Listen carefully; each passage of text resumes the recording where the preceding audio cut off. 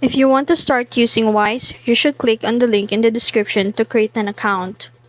To close a Wise account, go to your profile on the left side upper corner and then scroll down, then click the setting icon. In here you will see the close account. Click on it. Then click the I'm okay with that. Here you need to tell to Wise why you are leaving. Choose any options. In this situation, I'm going to choose problem with my transfer.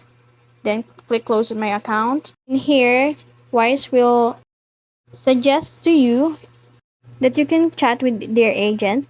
But if you want to close it, you can continue. Then they will warn you that you won't be able to open your account unless you will reactivate it. You have two options, keep account open or continue with account closure.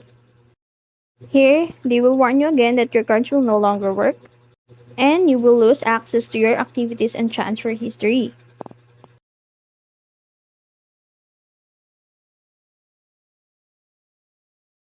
And that's it.